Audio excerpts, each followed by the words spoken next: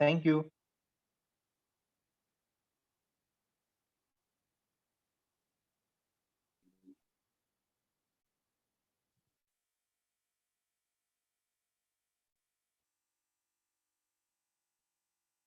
अरे यार, अरे हार्दिक, परत तूच झालास रे.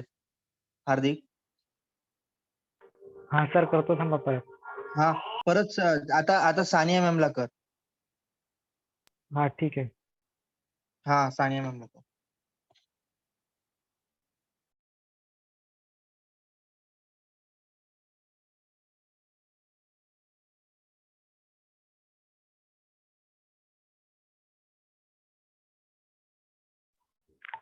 केलं होत.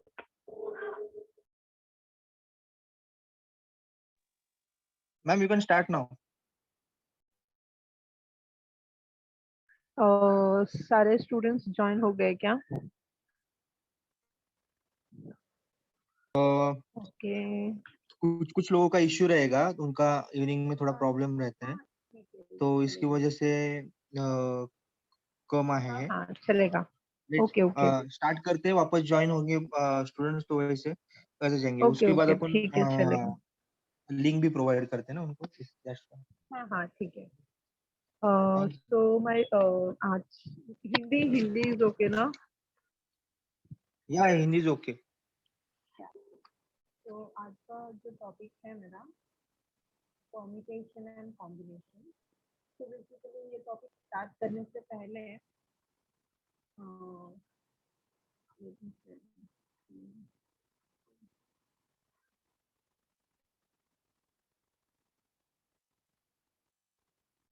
मेरा स्क्रीन विजिबल हो गया ना?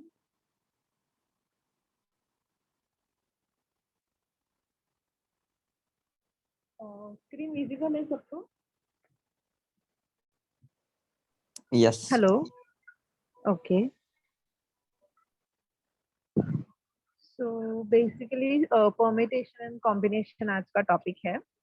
तो टॉपिक थोड़ा स्टडी करने के पहले इंट्रोडक्शन पार्ट लेते हैं कि बेसिकली काउंटिंग, हमारा काउंटिंग मैथमेटिक्स का बेसिक फंडामेंटल एक्टिविटी है जो हम हमेशा करते हैं. मतलब हमेशा करते हैं, जैसे मतलब एडिशन, सब्ट्रैक्शन हम पहले से बचपन से करते आए हुए हैं.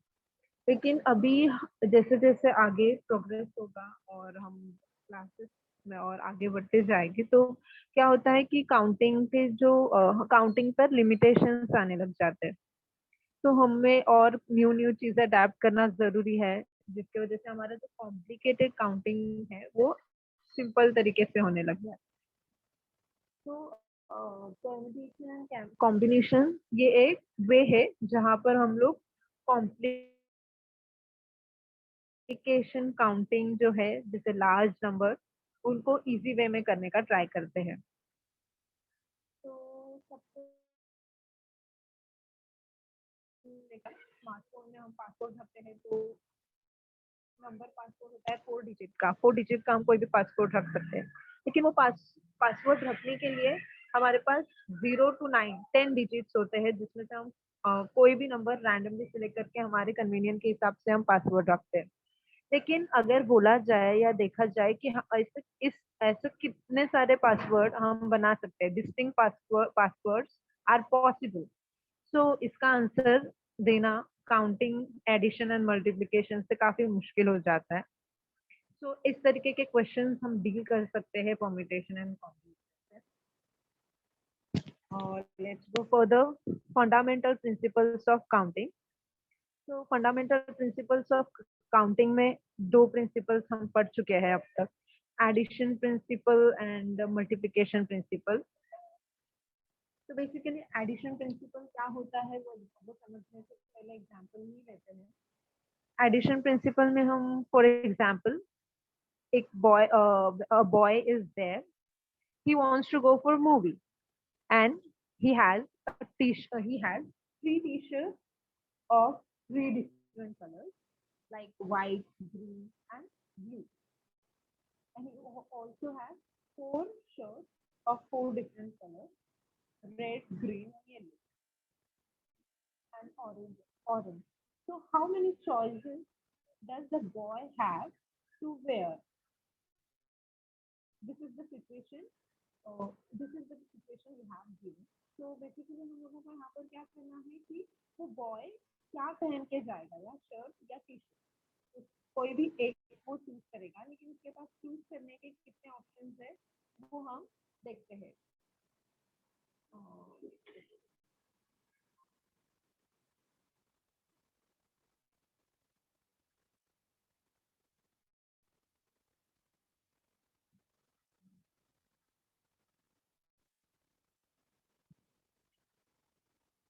So,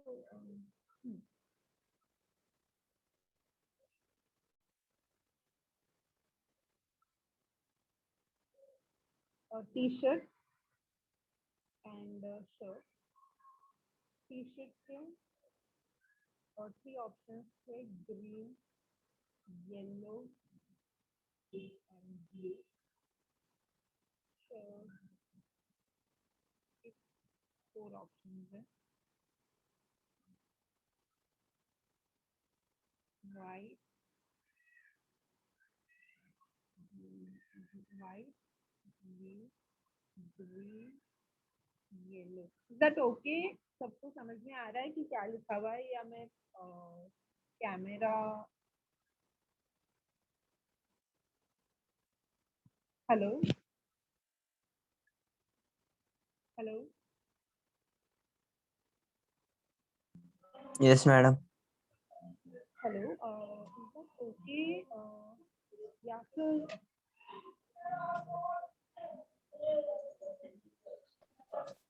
Hello, Sania, your voice is so breaking. okay, Mosina, just a second.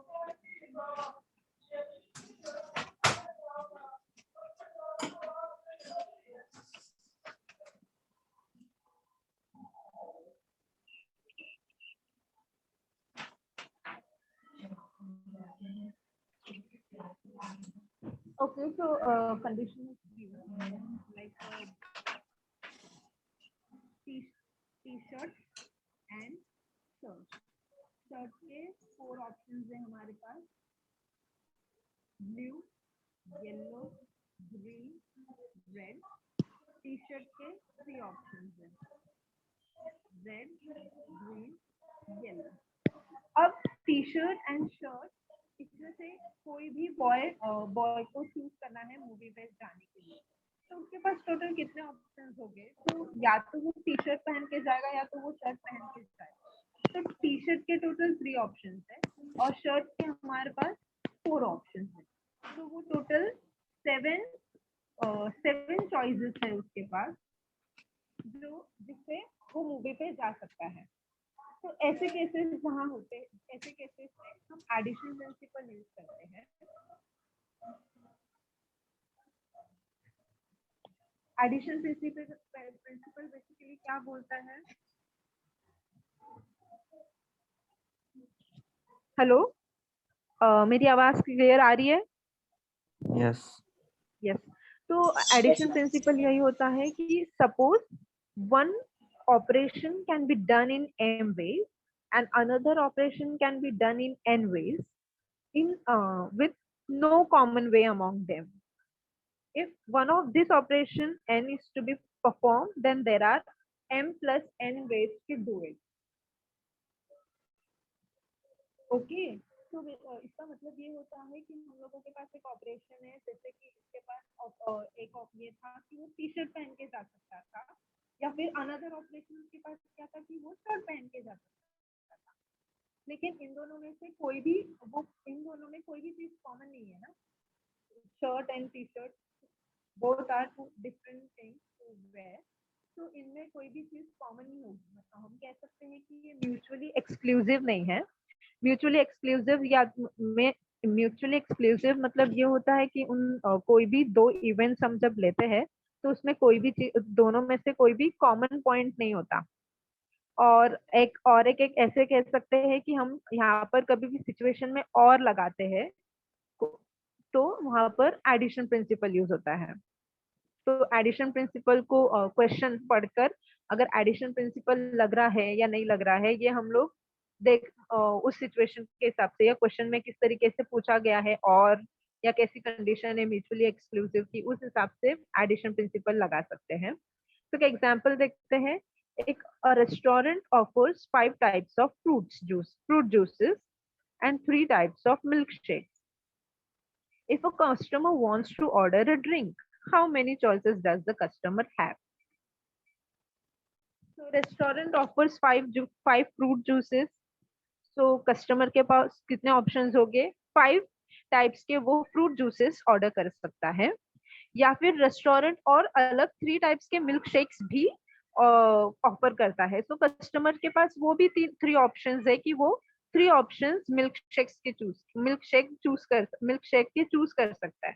अब कस्टमर को तो कोई तो एक ड्रिंक ही ऑर्डर करना है, लेकिन वो ड्रिंक ऑर्डर करने के लिए उसके पास टोटल कितने ऑप्शंस है? या तो वो 5 फ्रूट जूसेस में से कोई तो एक जूस ऑर्डर कर सकता है, या फिर मिल्क शेक में से एक ऑर्डर कर सकता है। तो टोटल हमारे पास कितने वेज हुए? तो 5 + 3 = 8 चॉइसेस कस्टमर्स के पास है एक ड्रिंक ऑर्डर करने के लिए। तो ये बेसिकली हमारा एडिशन प्रिंसिपल होता है। Understood? Hello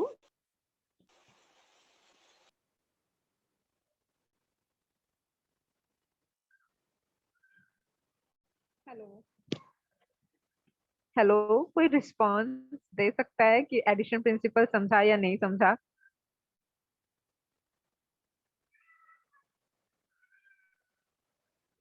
hello hello hello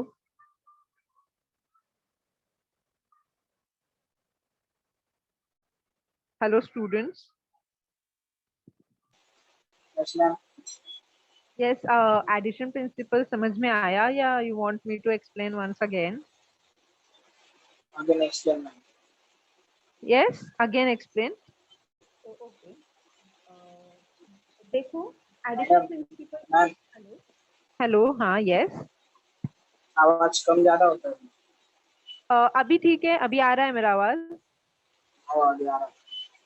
ठीक है, तो अब फिर से अगर आप ब्रेक होगा तो प्लीज लेट मी नो, ठीक है? ठीक है, तो एडिशन प्रिंसिपल बेसिकली क्या होता है कि हम लोग एडिशन प्रिंसिपल बाद में समझते हैं, पहले एग्जांपल ही समझ कर लेते हैं।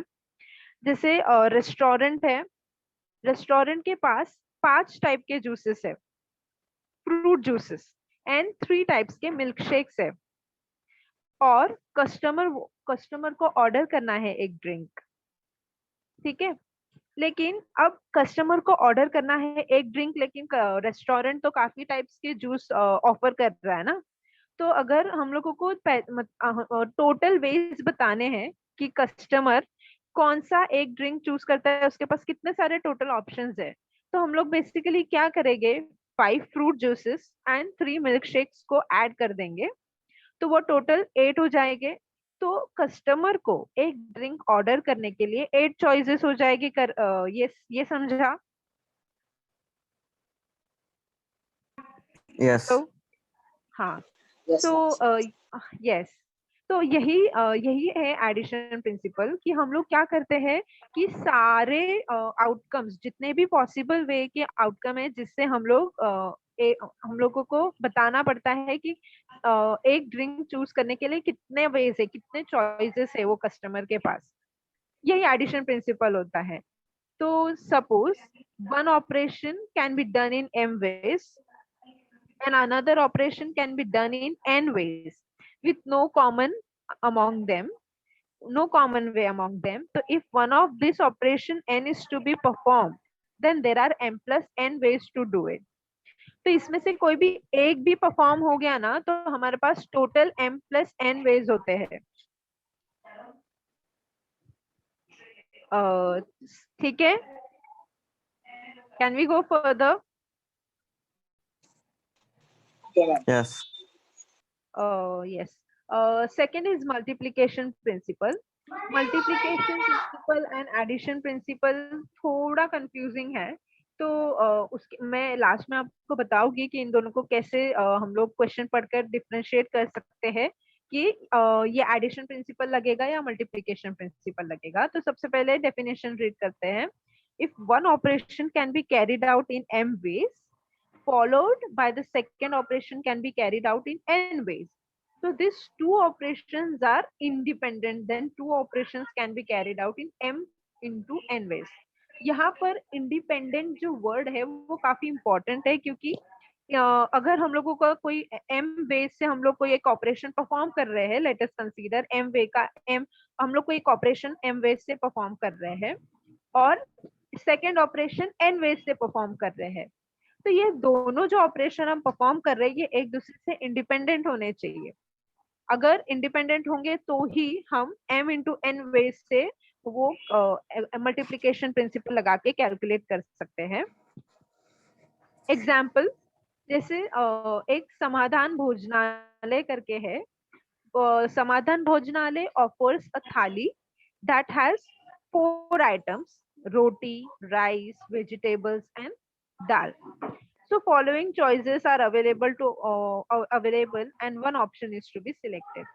तो अभी यहाँ पर राइस, वेजिटेबल, दाल, इन सब के ऑप्शन, ये राइस, वेजिटेबल्स एंड दाल, यहाँ पर ऑप्शंस दिए हुए हैं अलग अलग टाइप के कि चपाती, राइस, रोटी में वो चपाती लेगा या तंदूरी रोटी लेगा, राइस में अलग अलग डिफरेंट टाइप से, प्लेन राइस, जीरा राइस, तो ऐसे सारे वेजिटेबल्स एंड दाल्स के भी अलग अलग टाइप्स दिए हुए हैं यहाँ पर। तो अगर एक पर्सन को मील ऑर्डर करना है या उसको ये सारी चीजें सारा दाल, रोटी, वेजिटेबल, ये सारा मिला के एक मील ऑर्डर करना है, तो उसके पास कितने पॉसिबल वेज है। तो सबसे पहले तो वो उसके पास एक ऑप्शन ऐसा भी होगा कि वो चपाती लेगा, फिर प्लेन राइस लेगा, वेजिटेबल में से वो दम आलू लेगा, दाल में वो दाल फ्राई लेगा, है ना। इस तरीके से एक उसका मील तैयार होगा। तो सेकंड, और या फिर उसके पास उसकी पसंद अगर दूसरी होगी तो उसको अगर तंदूरी रोटी मंगानी होगी या जीरा राइस लेना होगा, कोई भी अलग अलग डिफरेंट डिफरेंट टाइप्स के चॉइसेस वो पर्सन बना सकता है। तो हमें यहाँ पर उसके पास टोटल वेज कितने हैं वो मील ऑर्डर करने के, वो फाइंड करना है। तो वो कैसे पॉसिबल होगा, तो हमारे पास राइस के 3 ऑप्शंस है, वेजिटेबल्स के 3 ऑप्शंस है, दाल के 2 ऑप्शंस है और रोटी के भी 2 ऑप्शंस है। तो इन सारे ऑप्शंस को हम क्या कर देंगे, मल्टीप्लाई करेंगे, तो कितना आ रहा है, 36 वेज। तो वो आंसर हम if we want to find the different menus और डिफरेंट टाइप्स के मील वो पर्सन ऑर्डर कर सकता है, तो वो 36 वेज है उसके पास मील ऑर्डर करने के। तो ये होता है मल्टीप्लिकेशन प्रिंसिपल। बेसिकली यहाँ पर हम लोग राइस, वेजिटेबल, दाल, ये इंडिपेंडेंटली चॉइसेस कर रहे हैं ना। इनमें कोई भी vegetable does not depends upon rice, और राइस, रोटी, ये सारी अलग अलग इवन ऑप्शंस या ऑपरेशंस कह सकते हैं जो कि एक दूसरे से इंडिपेंडेंट है, और हम लोगों को इसमें से चूज करके वो मील बनाना था, मील ऑर्डर करना था कस्टमर को। तो उसके पास टोटल इस तरीके से 36 वेज हो जाएंगे। हेलो, तो मल्टीप्लिकेशन प्रिंसिपल समझा? यस, थोड़ा। थोड़ा, ओके। तो ठीक है, हम और एग्जांपल्स देखते हैं ताकि और समझ में आए। एडिशन और मल्टीप्लिकेशन के अगर सम आएंगे तो वो अगर एडिशन प्रिंसिपल अप्लाई करना है तो हमेशा याद रखना कि क्वेश्चन में और कंडीशन होनी जरूरी है। और मल्टीप्लिकेशन प्रिंसिपल्स के अगर हम लोगों को सम आइडेंटिफाई करने हैं तो हमेशा क्वेश्चन में हमको एंड की कंडीशन दी हुई है, लेकिन नॉट पॉसिबल, हमेशा पॉसिबल नहीं होता कि वो एंड या और की condition he they. For example एक एग्जाम्पल लेते हैं कि Suresh has 4 pencil and 2 erasers. Can आप लिख सकते हो मैं जो बोल रही हूँ अपने हिसाब से, ताकि आप खुद ये कर पाओ कि कैसे करते हैं। यस।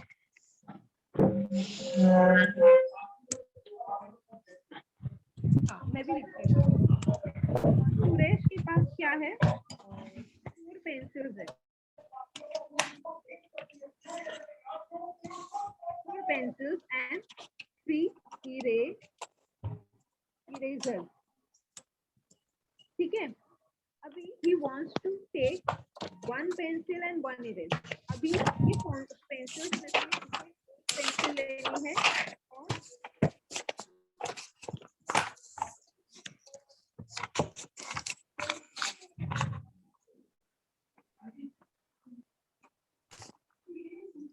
और स्क्रीन विजिबल है ना, क्लियर?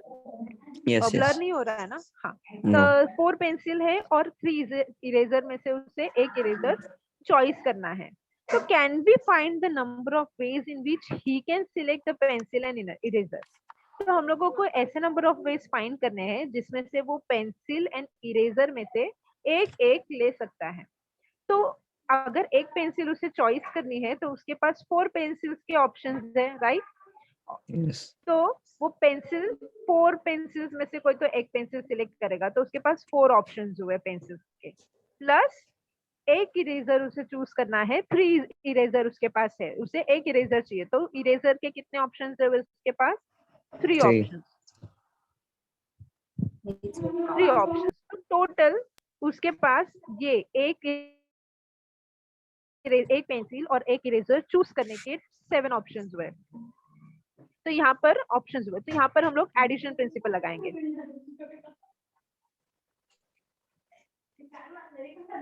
एडिशन प्रिंसिपल लगाएंगे। समझ रहा है? Yes, yes. और एक है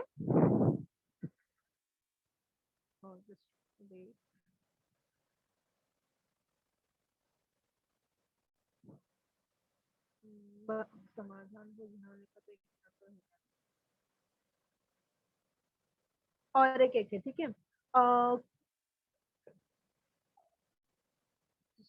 एक मिनट, हाँ। ये दिख रहा है आपको, ये वाला Yes. क्वेश्चन दिख रहा है? ओके। तो company decides to label each of its different product with the code। तो अभी कंपनी क्या कर रही है? लेबल डिसाइड कर रही है उसके प्रोडक्ट को, उसको हर एक प्रोडक्ट को एक यूनिक कोड होता है, तो वो लेबल डिसाइड मतलब लेबल, वो हर एक प्रोडक्ट को लेबल करने के लिए एक कोड डिसाइड कर रही है, ठीक है, which consist of letters followed by 3 digits. और वो लेटर्स होंगे और 3 डिजिट से उन लोगों को क्या करना है? एक कोड बनाना है। तो उनके पास how many different product can be label in this way. तो अगर वो लोग एक कोड बनाना चाहते हैं जिसके अंदर 2 लेटर्स है और 3 डिजिट्स है, तो ऐसे कितने कितने प्रोडक्ट्स वो लोग इस तरीके से कोड बनाकर लेबल कर पाएंगे, वो हमको डिसाइड करना है। तो इसमें क्या कर सकते हैं कि अभी इसमें हम लोगों को 2 लेटर्स चाहिए, राइट? तो हमें पता है A to Z अल्फाबेटिकल और अल्फाबेट्स में टोटल कितने लेटर्स होते हैं? 26, राइट? हेलो, 26 लेटर्स होते हैं और 3 डिजिट्स उनको लेने हैं। 3 डिजिट्स लेने के लिए 0 से 9 ऐसे 10 डिजिट्स हमारे पास अवेलेबल है। तो ये 26 अल्फाबेट्स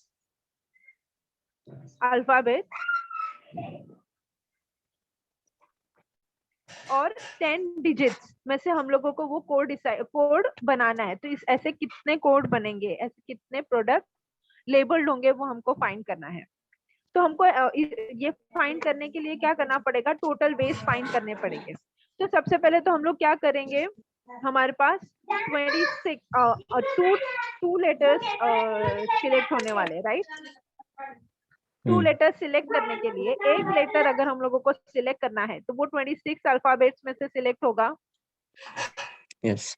और अगर सेकेंड लेटर सिलेक्ट करना है तो वो उसके पास भी 26 अल्फाबेट्स ऑप्शन है।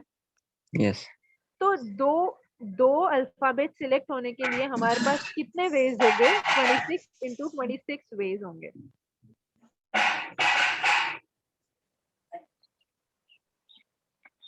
26 into 26 वेज होंगे, और ये हो गया सिर्फ और सिर्फ लेटर्स का। अब नंबर्स हम लोगों को डिजिट 3 डिजिट होना, 3 डिजिट्स भी चाहिए। तो 3 डिजिट्स होने के लिए हमें पता है कि हमारे पास 0 से 9 के बीच ऐसे 10 डिजिट्स होते हैं, राइट? 10 डिजिट्स होते हैं। तो 3 डिजिट्स, तो 3 डिजिट्स हम लोगों को अगर सिलेक्ट करने हैं तो एक डिजिट कितने वेज में सिलेक्ट होगा? 10 वेज से सिलेक्ट होगा। हेलो,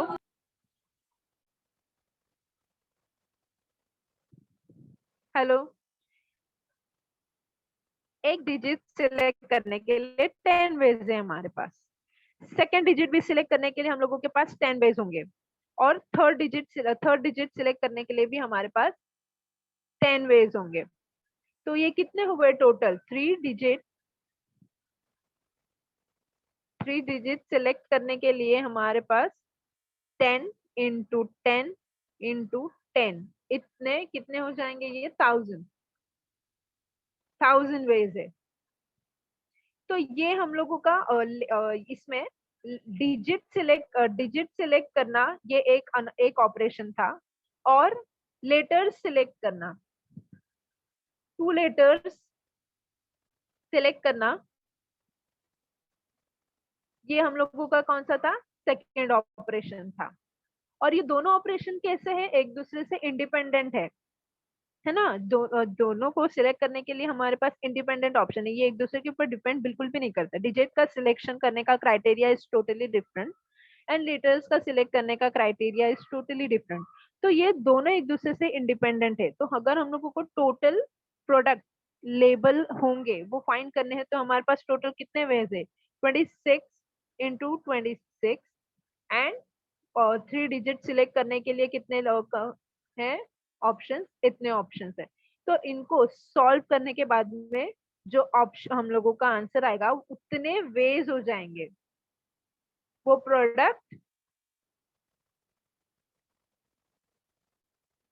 प्रोडक्ट कोड लेबल करने के लिए। समझा? Multiplication principle. Hello, hello,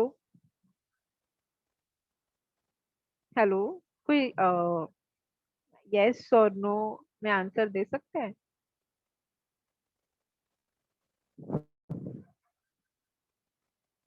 can we go further?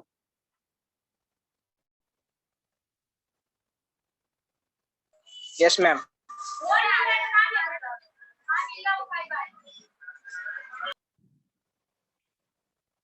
ठीक है, तो अब आगे जाते हैं। फैक्टोरियल नोटेशन ये न्यू कंसेप्ट है ना? इसके पहले कभी 10th में आपने कुछ सीखा है फैक्टोरियल नोटेशंस के बारे में? हेलो,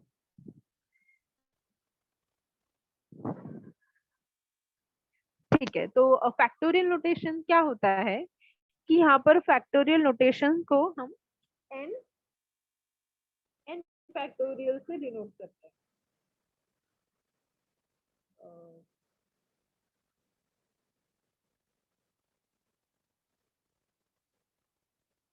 this n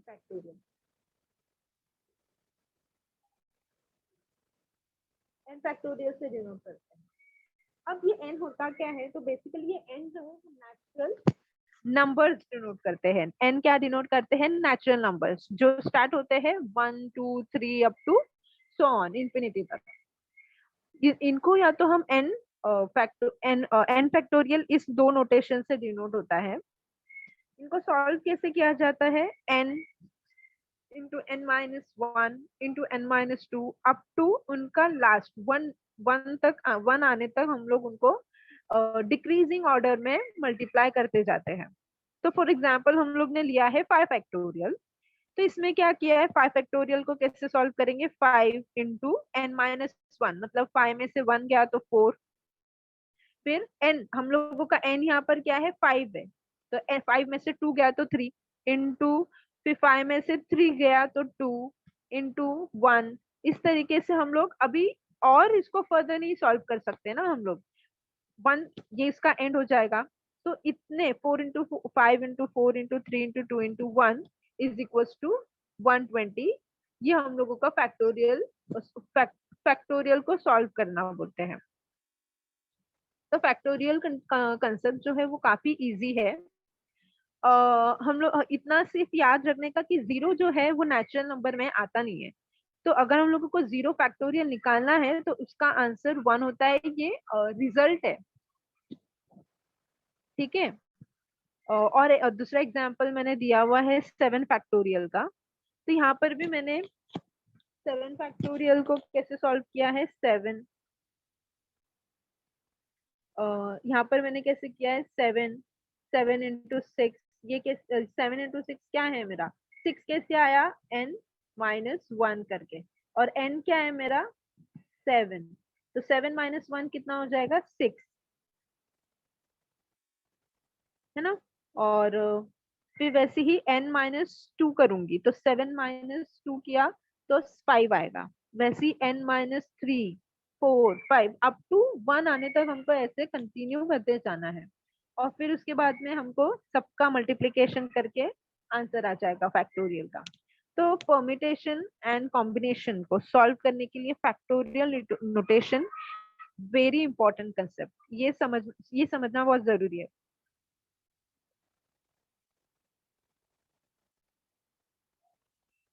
तो फैक्टोरियल समझ रहा है। Hello hello hello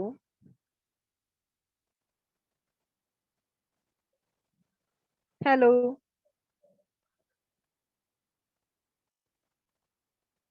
hello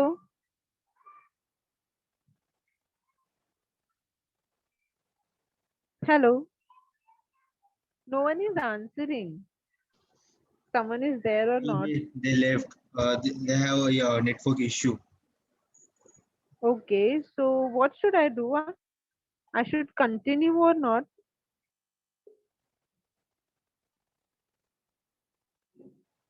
Hello. Yeah. रुकते हैं यहाँ पे अभी. Okay, ठीक है ठीक है. Yeah. Thank you so much for your cooperation. end कर सकते हैं ना आप मीटिंग? Yeah, end कर सकते हैं. Yes. Thank you hello so hello much. Hello hello. हाँ हेलो. Yes. आप और कौन से टॉपिक ले सकते हो? Like कौन से मतलब मैथमेटिक्स ही मेरा कोर मैथमेटिक्स सब्जेक्ट है। Related to mathematics but but मतलब आप किस बारे में बात कर रहे हो कि टॉपिक्स के बारे में बात कर रहे हो? या चैप्टर्स कौन से चैप्टर्स आप अभी तक देखे हैं और आप मतलब पढ़ा सकते हो ऐसा? मैंने एक पार्ट देखा है, मेरे पास एक text book mathematics and statistical part 2 है। तो Okay. उसके जो टॉपिक्स है जैसे continuity, differentiation, limits, Okay. permutation, combination and mathematical binomial theorem and methods of induction, ये मैं पढ़ा सकती हूँ। Okay. Complex number sets and functions, ये थोड़े कंसेप्ट देखने पड़ेगा। ओके ठीक है, चलेगा। हाँ ठीक है, चलो, थैंक यू। Welcome, bye. या bye have a good day.